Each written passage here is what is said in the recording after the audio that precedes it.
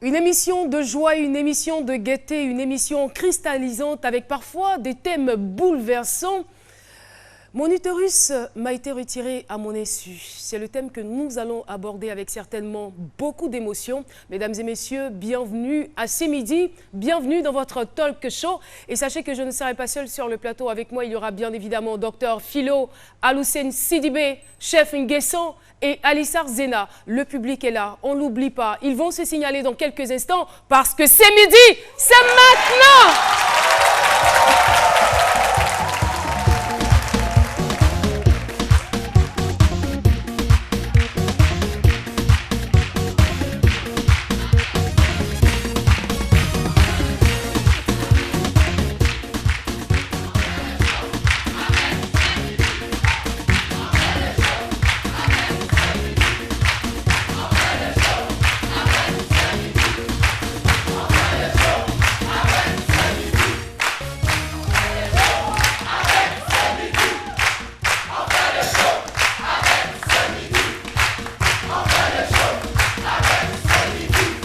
J'attends que la température monte comme je le veux. Aha. Je veux vous entendre.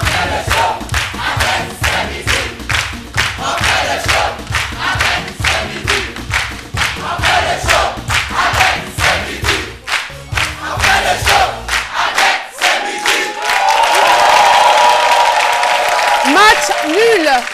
Match nul, j'ai envie de dire merci beaucoup, vous êtes formidables tout simplement. Et merci encore de votre fidélité, les carophiles, vous êtes là. Il y a beaucoup qui m'ont manqué. Hein.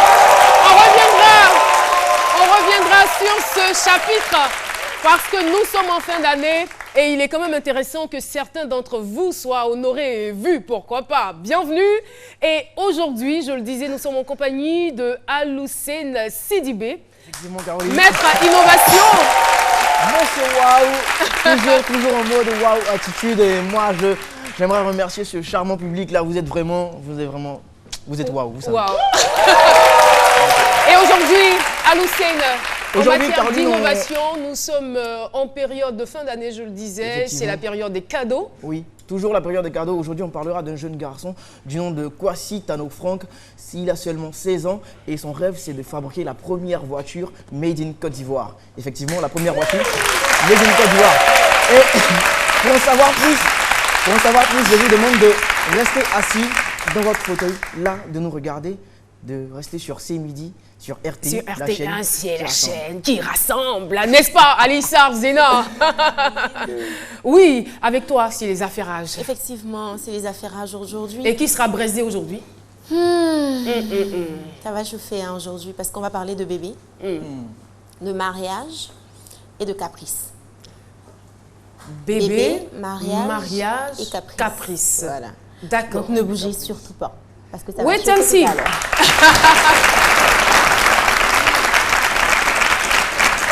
Oui. Docteur Philo. Oui, Caro. Ça va? Ouais, super bien, super bien. Comme tu l'as dit tantôt, c'est des thèmes bouleversants parfois, mais nous, on ne sera pas bouleversés. Moi, je ne suis pas bouleversé ce matin-là. Cette jeune demoiselle que vous voyez là. Pourquoi tu la colles comme ça? Mais on se connaît. Pourquoi? On se connaît depuis belle lurette sur Facebook. C'est Yori, elle a vu. Ah, d'accord. Là, voilà, qui a dit que sur Facebook, on n'encourage pas jolie femme? Ça là, qui a dit ça? Mais il y a quelqu'un qui m'a reçu. Voilà. Il y a quelqu'un qui m'a dessus. Quand on causait là, coucou coco, lol. On causait. En tout cas, on était très heureux. Attention. On se voyait. Attention à ce que tu vas dire. Voilà. Ce matin, plus d'1 an de communication. C'est aujourd'hui qu'on se voit. Mais moi, j'ai dit, bon, c'est Paris, France. Je dis France. Ah, ma benguise va venir.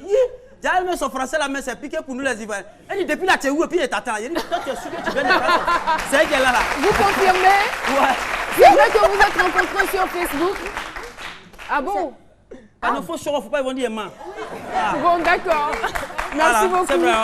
Il faut se un peu, pardon. Hein? Merci bien. Oui, Philo, on va te retrouver tout à l'heure. Mais voilà, c'est le temps pour nous de déguster, on va dire, sinon de titiller nos palais. Voilà, il va falloir s'adresser au chef cuisinier. Moi, j'ai envie de changer un peu. J'ai envie de pintade, j'ai envie de sauce pistache.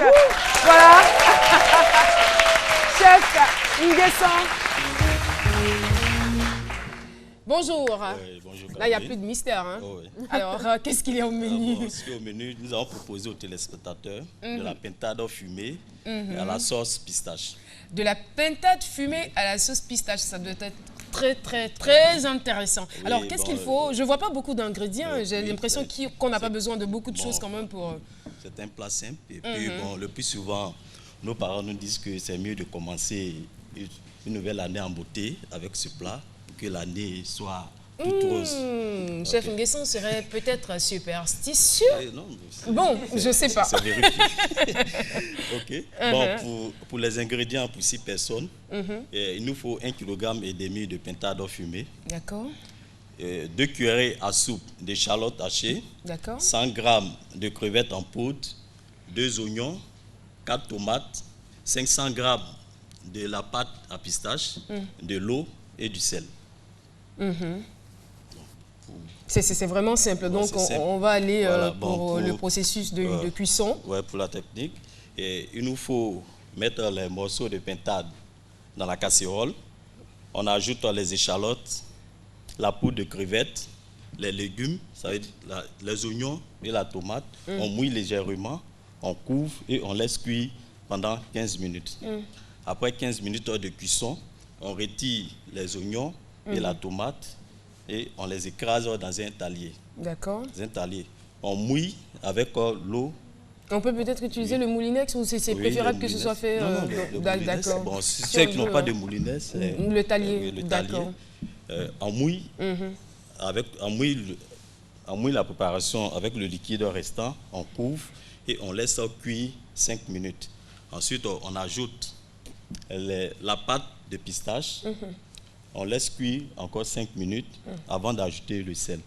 Puisque quand on assaisonne avant la sauce pistache, ça ne permet pas à la pâte de pistache de bien imprégner dans la sauce. Donc, ça forme des grumeaux. Donc, généralement, c'est préférable peut-être en milieu ou en fin de cuisson. Oui, en milieu, en fin de cuisson. Et puis, on ajoute la tomate. On ajoute le piment, on couvre et on laisse cuire 25 minutes temps de cuisson.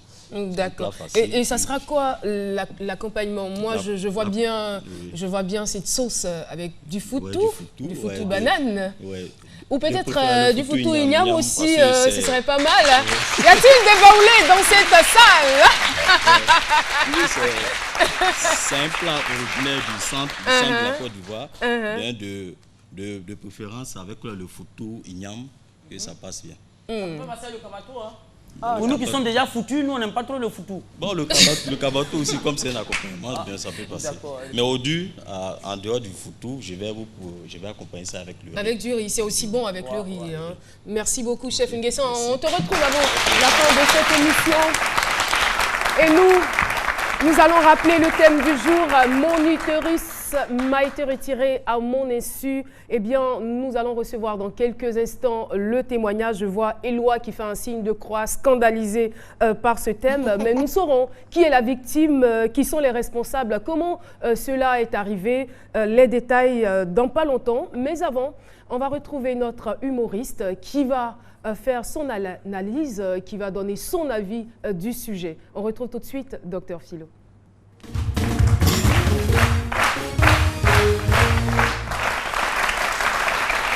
Merci. Éloi, qu'est-ce qu'il a fait déjà là? Signe de croix. Signe de croix, bon, ça ne relève pas de son domaine, donc il est obligé de le faire. Mais nous qui sommes docteurs, nous on voit tous les cas, donc nous on est obligé d'en parler.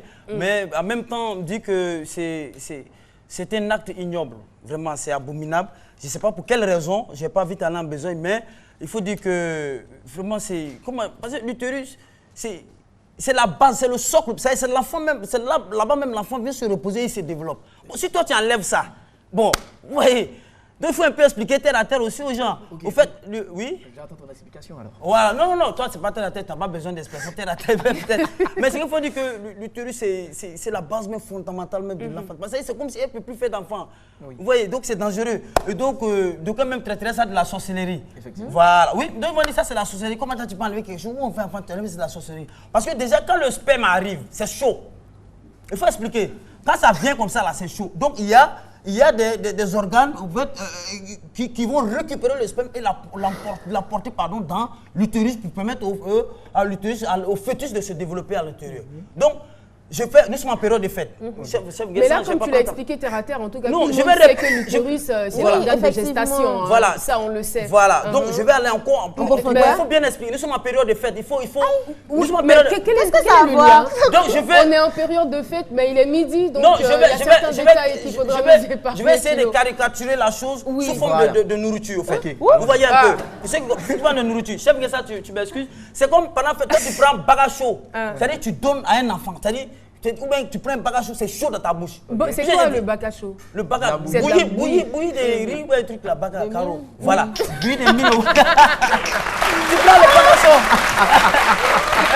Il est étonné, quoi. Voilà. Il ne sache pas ce que c'est que le bagage. Ce bagage chaud là, c'est comme le bagage, je mets le bagage un peu à la place des spermes. Je vois. Donc quand ça vient, c'est chaud. Donc l'organe qui transporte allait déposer ça dans l'utérus.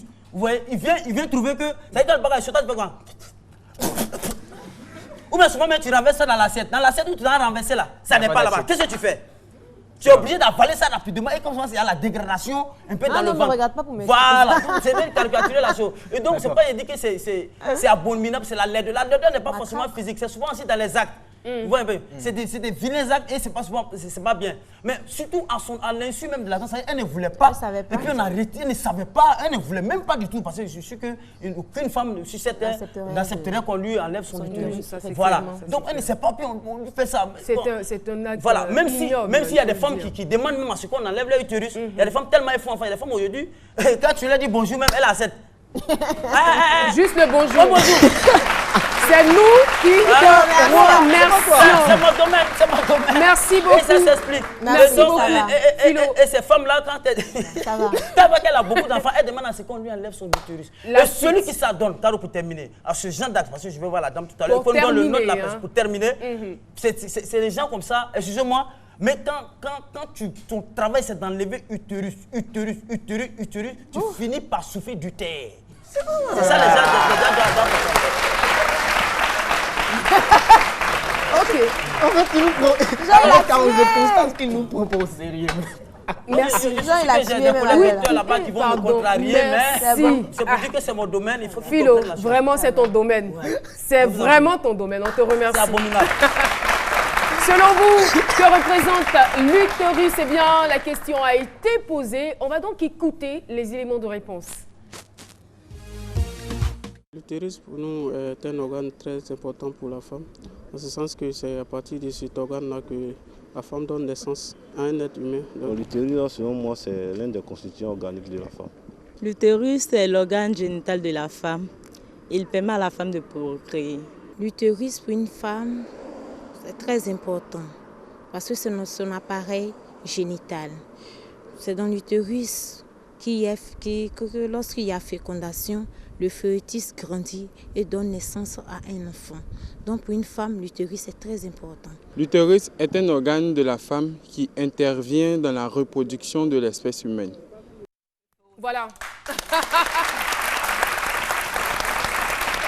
Et oui, nous sommes sur le plateau de ce midi et laissez-moi vous rappeler le thème du jour. Mon utérus m'a été retiré à mon insu. La victime, ou je ne sais pas, sa part de responsabilité dans cette histoire, elle est là. Nous allons recevoir son témoignage. Son nom, c'est Tierno Aline. Elle est âgée de 23 ans. On la reçoit avec des ovations bien fournies. Tierno Aline.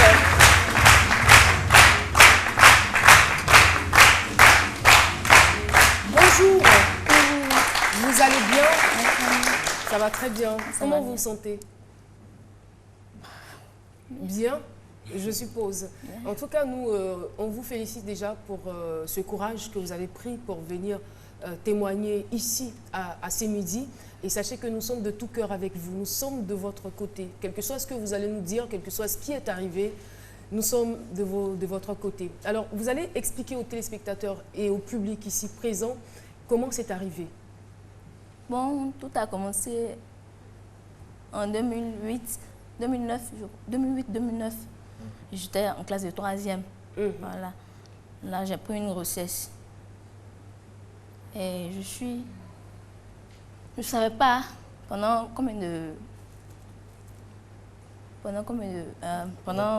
4 mois, je ne savais pas que j'étais enceinte. Jusqu'à 4 mois, vous ignoriez que vous étiez enceinte. Mais c'est une grossissait. Je ne savais pas, en fait. Donc, il fallait... Et vous aviez quel âge? J'avais 16 ans. 16 ans. 16 ans. Donc, il fallait les femmes de mon quartier me dire, mais ma fille, tu as quel problème? Tu es une grossisse, et puis tu deviens grosse, tout ça. Est-ce que tu n'es pas enceinte?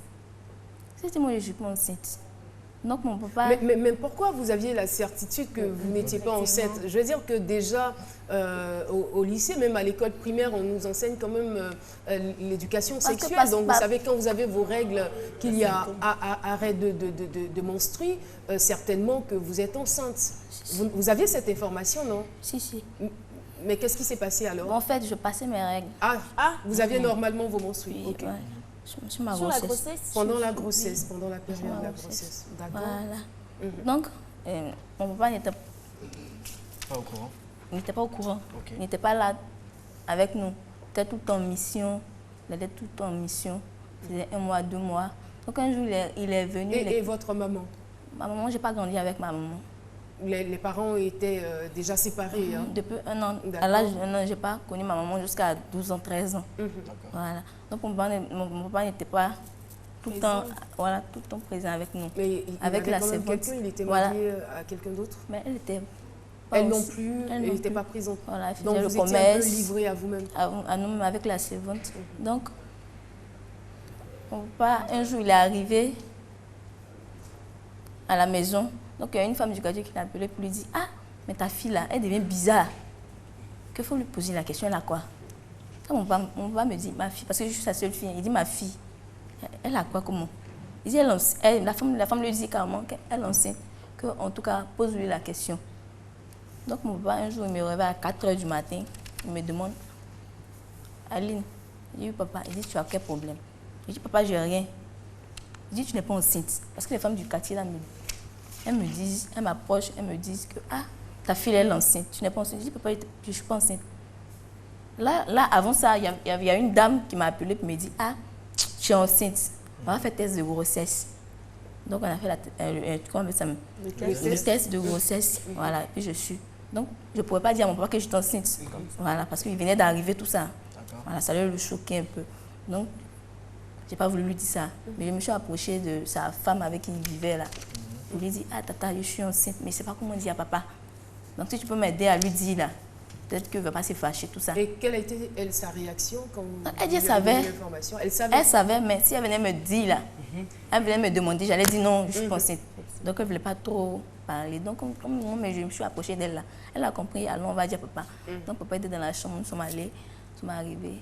Ta fille veut te parler. Je lui ai dit, attends, il ne faut pas lui parler, il faut lui parler. Elle dit, ta fille est enceinte. Elle est en 3e, tout ça. Les examens, c'est dans 3 mois. On fait comment? On va dire, on fait comment? On va appeler sa maman. Sa maman ne l'a pas connue pendant combien d'années? 12 ans, 13 ans. À quel âge vous avez connu votre maman? À 13 ans. Sa maman ne l'a pas connue pendant 13 ans. Peut-être que ça sera une bonne nouvelle. Elle va avoir une petite fille. Donc, on appelle ma maman pour lui dire, on peut appeler ma maman pour lui dire, ah, mais ta fille, elle est enceinte. Tu ne m'as pas connue pendant 12 ans, 13 ans. Tu devais être contente. Ok, il n'y a pas de... Contente pourquoi? Vous pensiez qu'elle devait se réjouir? Je me réjouis parce que je suis enceinte. Pourquoi? Pour vous, c'était normal qu'à 17 ans, aucun parent, là je vous le dis, je vous arrête net pour vous dire qu'aucun parent ne souhaite que son enfant soit enceinte à l'adolescence. Parce que ce qu'ils attendent de nous, c'est de meilleurs résultats scolaires, c'est de nous pousser le plus loin possible. Et d'avoir après une situation conjugale qui nous permettrait d'avoir des enfants, pas d'être enceinte à un si jeune âge. Donc forcément, ils sont attristés. Mais dans la mesure où elle ne m'a pas connue pendant 12 ans, 13 ans. Vous auriez quand même souhaité qu'elle soit un peu indulgente. Voilà, indulgente. Voilà. Dans la mesure où elle ne m'a pas connue pendant 13 ans, 12 ans, elle m'a laissé tomber. Et comment elle a réagi? Elle a dit, bon, je vais parler avec mon mari. Par rapport à ce qu'il va dire là. Je vais t'appeler pour te donner ta réponse. Et qu'est-ce qui s'est passé par la suite? Elle a appelé... Mon papa l'appelle, elle ne décroche pas pendant 1 semaine, 2 semaines. Le jour, elle décroche, elle dit, ah, moi avec mon mari là, on est chrétien. Faites ce que vous voulez. Mon papa dit même, on ne te demande pas ton avis, on te dit seulement qu'elle est enceinte. On fait comment? Elle dit, moi, c'est ce que je peux te dire là que je dis. Donc, mon papa dit d'accord, ça l'a tellement énervé, il dit il n'y a pas de problème. C'est ce que tu as dit. Il a dit oui, c'est ce que j'ai dit. Il a coupé. Il dit on va aller à l'hôpital, on va chercher à enlever. Parce que moi, je ne suis pas tout le temps là. Bientôt, je vais partir dans un mois, je vais partir en mission. Donc, on va faire ce qu'on a fait. C'est Dieu. Hein. La décision d'avorter est venue de votre papa? Oui. Parce que moi, j'avais peur. Moi, je lui ai dit papa, on va enlever l'enfant. Et là, vous étiez déjà à combien de mois de grossesse? Là, je ne savais pas d'abord. Mais après les consultations, Je n'ai pas fait des consultations. Nous sommes allés directement à l'hôpital pour aller enlever. Donc, le médecin n'a pas fait d'échographie pour voir l'enfant était à combien de mois. Donc, vous ne saviez pas, votre papa non plus ne savait rien de tout cela. Oui. Donc, nous sommes allés à l'hôpital. Puis le médecin, c'est un médecin. Vous avez rencontré d'abord un premier médecin? Un premier médecin. Il m'a dit, que le papa, comme il est un peu occupé là, il va appeler un de ses amis qui est médecin aussi. Mais lui, quand même, il s'est rendu compte que vous étiez à 7 mois de grossesse. Bon, non, il ne savait pas. Mais à quel moment vous vous rendez compte que vous étiez à 7 mois de grossesse? C'est après l'avortement. Après l'avortement, d'accord. Après l'avortement. Donc, il appelle un de ses amis? Ses amis pour dire, il y a un cas ici, là, il faut régler ça pour moi parce que je suis un peu occupée. Il dit, ok, il n'y a pas de problème, donc on va partir. Donc, on rentre chez le médecin. Donc, le monsieur nous dit, il me demande de me coucher. Donc, je me couche, je me déshabille et il m'enlève mon habit, il me touche mon ventre. Il n'a pas fait d'échographie pour savoir. Il touche mon ventre. Il dit, ok, il n'y a pas de problème, donc on va passer à l'acte. Là, directement levé. Directement. Donc, je suis couchée dans une salle. On me fait l'anesthésie pour que je puisse dormir. Là, je dors. Et quand je suis consciente, quand je me réveille là, je me retrouve dans une salle où je suis avec un jeune qui a ses pieds en main, qui presse le sang. Donc moi je suis nue, je me regarde. Il dit mais je suis où? Vous baigniez dans votre propre sang. Baignez, la salle était remplie de sang. Il dit mais je suis où? Je ne me sens plus. Je ne sens plus mon corps. C'est-à-dire je mourrais quoi. Oh là. Le monsieur me dit calme-toi. Donc il appuie mon ventre, des boules de sang qui sortent. C'était dans quel genre d'hôpital? Vous étiez dans une clinique Pas bizarre clinique. aussi? CHU. Dans un CHU? CHU, dans un CHU. Vous avez les preuves de ce que vous attestez là? J'ai des preuves. Voilà. J'ai des preuves. Et franchement, je ne sais plus. Qu'est-ce qui va se passer par la suite? Par la suite. Parce que moi, déjà, il faut dire qu'à partir de 3 mois, l'embryon commence déjà à se former. C'est vrai qu'au niveau du cerveau, rien n'est encore fait. Mais jusqu'à 7 mois, mais c'est un enfant en fait. 7 mois, l'enfant est formé. À 7 mois, il y a des femmes qui accouchent, des prématurés, on les met dans une couveuse. Tout ça, donc 7 mois, c'est un être humain. Mais vous avez vu l'enfant? On vous a montré l'enfant? Pas vu, j'étais inconsciente parce que quand je me suis réveillée avec les tuyaux placés. Parce que quand j'étais dans la salle là, après ils sont venus me reprendre parce que l'opération, l'avortement c'était mal déroulé. Donc ils sont venus me reprendre pour aller maintenant me faire la césarienne maintenant pour pouvoir enlever l'enfant. Donc c'est là que tout s'est passé. C'est trop triste. Chef Nguesson souhaiterait intervenir. Moi, ce que j'aimerais savoir, quand vous êtes allé voir le médecin avec votre père, votre ventre n'était pas encore... C'est ce que je voulais demander. C'était pas sorti, c'était médecin. Mais souvent la grossesse se rend dans les seins. J'étais médecin, j'avais de gros seins.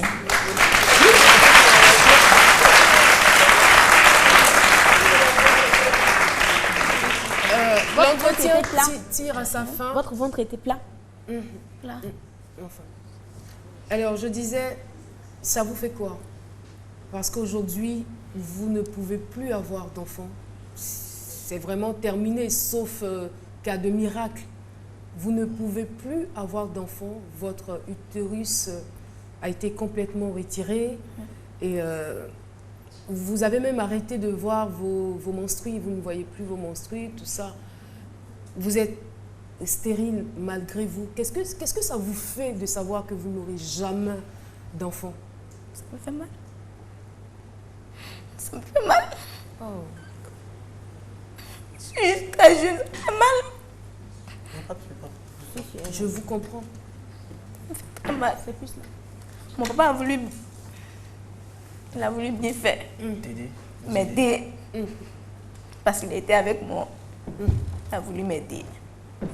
Mais en voulant bien faire. Mais c'était quoi l'argument? Puisque apparemment la grossesse était déjà très avancée. Je ne sais pas, c'était par rapport à vos études ou c'était pour vous préserver de... C'était par rapport à vos études. Et vous lui en voulez? Vous en voulez à votre papa aujourd'hui? Jamais. Je l'ai vu à ma maman. Mais pourquoi vous lui en voulez? S'il était au moins là. Mais c'est pas sa faute, c'est pas forcément sa faute. Vous ne connaissez pas l'histoire, c'est pas forcément sa faute si elle est séparée de votre père. Mais vous aurez quand même souhaité qu'elle vous soutienne. Moi, j'aimerais savoir si vous avez entrepris des démarches pour poursuivre le médecin. Non, je suis encore là. Mais justement, je voulais aussi savoir pourquoi, quelles raisons ils ont avancé. Mais en fait, c'était beaucoup trop de risques. Vous étiez entre la vie et la mort. Déjà, un avortement, c'est quelque chose à proscrire. Il ne faut pas le faire. Quelle que soit la raison qu'on évoque, il faut éviter de le faire. C'est vrai qu'il y a des personnes qui peuvent le faire pour certaines raisons peut-être valables, mais c'est une vie que vous avez en vous. Je ne le dis pas pour vous parce que c'est déjà fait, mais pour d'autres personnes, pour des filles qui sont peut-être dans votre cas, si vous êtes enceinte, il faut absolument garder la grossesse. Si ce n'est pas une grossesse à risque, si ce n'est pas le médecin qui dit non, si vous n'avortez pas, vous mourrez, il faut absolument garder la grossesse. Parce que non seulement en cherchant à mettre fin à la vie de cet embryon, ce fœtus qui est dans votre ventre, vous allez peut-être mettre fin. Vous avez eu beaucoup de chance. C'est certainement la grâce de Dieu que vous soyez aujourd'hui en vie. Vous avez eu beaucoup de chance.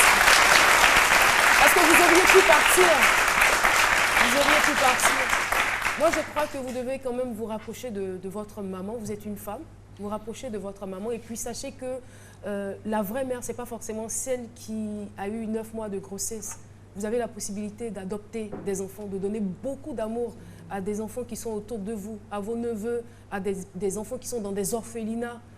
Entamez la procédure si vous avez les moyens. Et puis voilà, vous aurez des enfants, vous leur donnerez beaucoup d'amour. La vie ne s'arrête pas là. Et puis qui a dit qu'on part au paradis avec des enfants? Merci en tout cas de votre témoignage. Vivez votre vie. C'est le conseil que je puis vous donner. Soyez vraiment heureuse. C'est vrai que toute femme aspire à avoir des enfants, mais soyez heureuse, soyez épanouie. Le plus important, là, c'est d'être en vie. Vous avez compris. Merci beaucoup.